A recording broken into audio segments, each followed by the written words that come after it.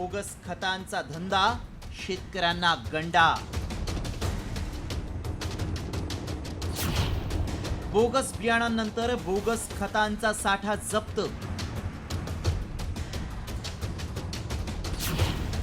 राज्यातील शेतकऱ्यांची फसवणूक सुरूच।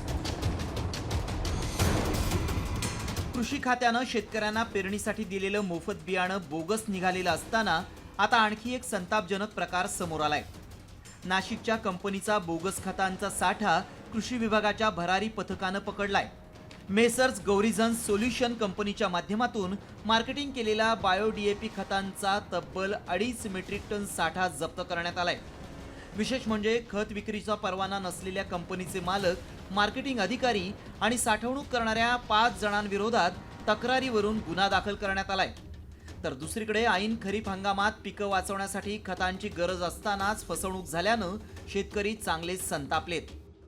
बोगस खतांची विक्री मोठ्या प्रमाणामध्ये सुरू आहे। त्यामुळे हा शेतकरी मोठ्या आर्थिक अडचणामध्ये संकटामध्ये सापडलेला आहे। तरी शासनाला अशी विनंती राहील की अशा बोगस बियाणे विकणाऱ्या आणि खत विकणाऱ्या अशा बोगस कृषी केंद्रावर कारवाई करावी।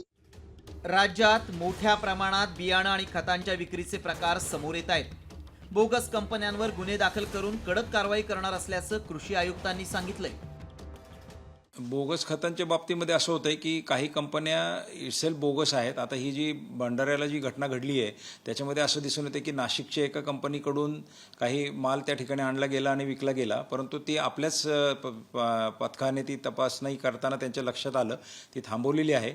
आणि ते जर मोठ्या प्रमाणावरती असेल तर गुन्हे दाखल करायचे। ते विक्रेते असू द्या, साथी पोर्टलमधून आपल्याला त्याचा पूर्ण ट्रेस दिसतो, तर त्या ट्रेसचा विचार करून जे जे लोक त्यात इन्व्हॉल्व्ह आहेत त्या सगळ्यांच्यावरती आम्ही गुन्हे दाखल करू आणि त्यांच्यावर कारवाई करू।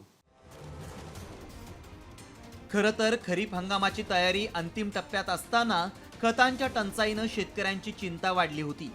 विक्रेत्यांकडील खतांचा साठा संपल्यानं शेतकऱ्यांना वणवण देखील फिरावं लागलं होतं। इतकंच नाही तर खतांचा कृत्रिम तुटवडा निर्माण करून शेतकऱ्यांची लूटही सुरू होती। मात्र आता खरीप हंगामाच्या पार्श्वभूमीवर राज्यात बोगस बियाणांसह बोगस खतांची विक्रीही समोर आली आहे।